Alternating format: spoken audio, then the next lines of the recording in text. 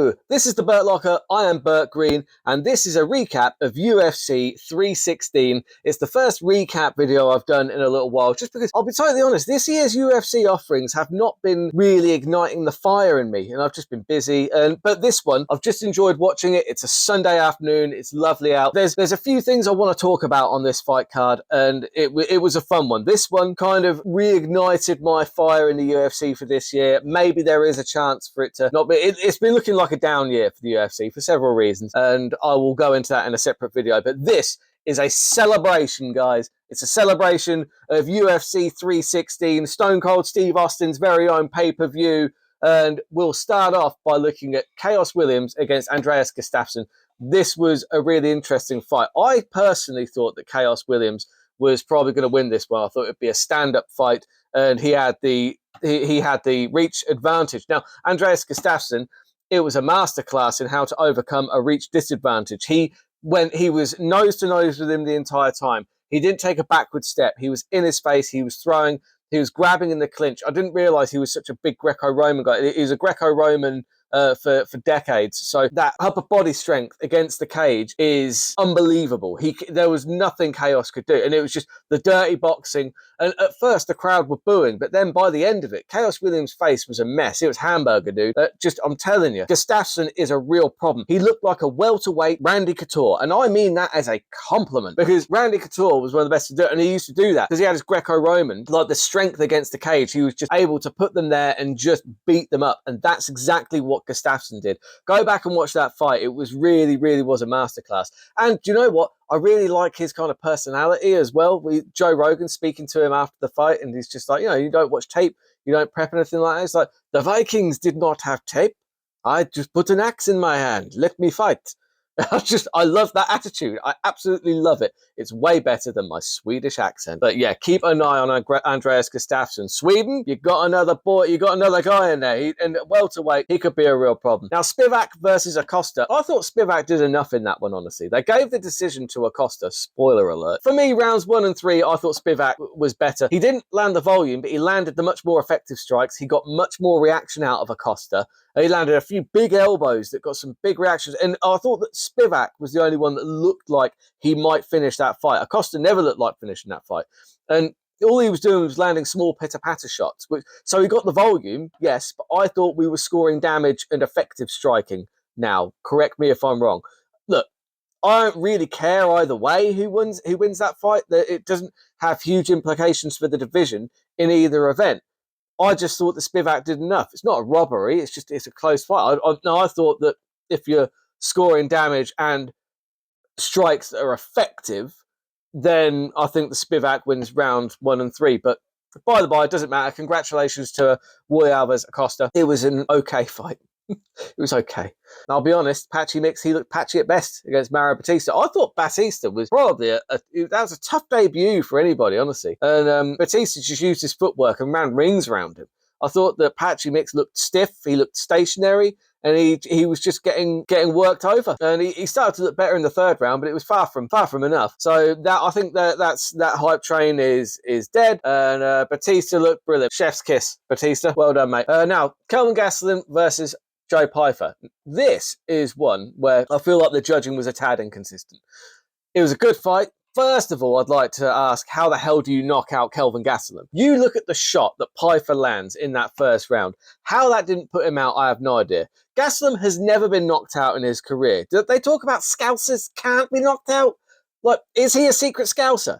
I honestly don't understand how he was still conscious after that. Gastelum can take a licking and keep on ticking. I have so many good things to say about Kelvin Gastelum, and honestly, after he landed those shots, Pyfer I'm a big fan of. I picked Pyfer to win this one by knockout, because despite Gastelum never having been knocked out, I just thought Pyfer had the power to do it, and he does. He has power for days, guys. Joe Pyfer, keep watching him, because he's just always going to be entertaining, and he's just a fun fighter. I'm a big fan of Joe Pyfer, but I think after he landed that big shot, he kind of fell in love with that power a little bit, and he was just throwing the big shots. He wasn't throwing combinations, which arguably I thought led to the downfall, because I gave rounds 2 and 3 to Gastelum, because in my mind I was like, well, if they're scoring volume, as they did in the Spivak-Acosta fight, Spivak versus Acosta, they clearly valued volume over effective striking, right? Kelvin Gastelum outstruck him volume-wise in rounds 2 and 3, and not a lot else happened. There weren't any big moments in those, other than Gastelum getting a takedown. So, on that logic, surely, if you're keeping the judging consistent, I'm not saying it was a bad decision, but if you're keeping the judging consistent with the Spivak-Acosta fight, Kelvin Gastelum won that, or at the very least it was a draw, because you probably give it a 10-8 to Pyfer in the first round. Now, again, I have no qualms with the decision. I want to see Pyfer move forward in the division. So actually, I was rooting for Pyfer. I bet on him, for God's sake. But I'm just saying, if you're keeping the judging consistent, and I think the judging does have to be consistent. I think that's one of the biggest problems with judging. Right or wrongly, they should at least have the power of their convictions. You know, they need to they need to actually stay consistent and stand by their criteria. But it feels like they had one criteria for the Spivak-Acosta fight, and then went with the opposite criteria in the Pyfer Kelvin Gastelum fight. Am I wrong? Let me know in the comments. Call me an idiot. I don't care. You know, but I think the judging was wildly inconsistent between those two fights. I don't think either decision was wrong. I'm just saying I feel like it was inconsistent. Kayla Harrison versus Juliana Pena. What can you say? Kayla Harrison looked absolutely outstanding. I don't see who's going to really beat her. I mean, we've got to try and bring Amanda Nunes back, haven't we, honestly? Just try and make it look interesting. Because, I mean, Juliana Pena had nothing for it except some illegal up kicks, some illegal ass up kicks. But you know what? Also, shout out to the ref. The ref in that one was absolutely outstanding. Taking that point straight away, she landed 2 illegal up kicks, and rather than saying, oh, hard warning, you've just rung a bell with an illegal technique, but I'll give you a hard warning. She was like, yeah, he was like, point straight away. I like that. Take that point, boy. Take that point. Take it all. Take it all. But yeah, I feel like hard warnings are bullshit. Hard warnings are bullshit. You just committed a foul. Take a point straight away. They're warned in the dressing room. Take the point.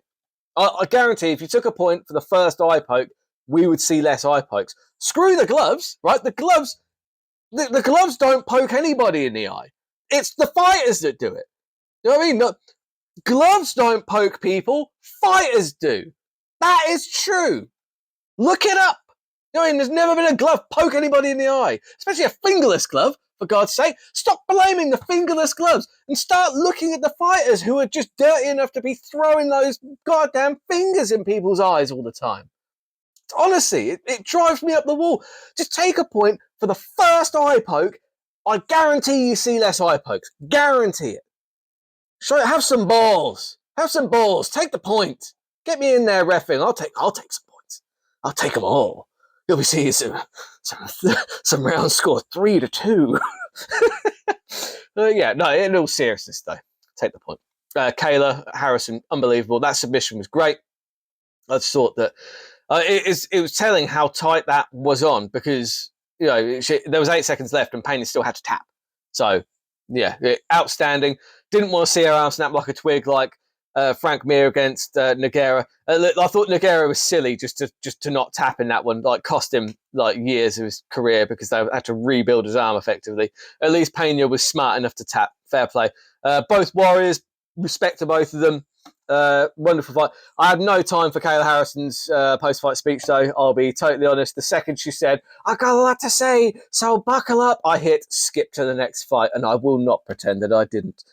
Then you've got Merab Dvalishvili against Sugar Sean O'Malley. My God. Look, Merab Dvalishvili is the bantamweight GOAT, and I'm tired of pretending that he isn't. There's nobody who's been better at that weight class. And I was high on Merab Dvalishvili for a long time. I've been on that hype train. I'm not getting off now. He looks great in the Georgian shorts. It really pops with his nice chest tattoo. I'm a big fan of all that kind of color coordination. That actual submission was unbelievable. It was like a reverse guillotine. It was like a guillotine, but on the back of his neck. And he just had the squeeze so tight. You can see he has his forearm right on the carotid artery there, which is what did it. You know, Sean, just there was no way out for him. He had to tap.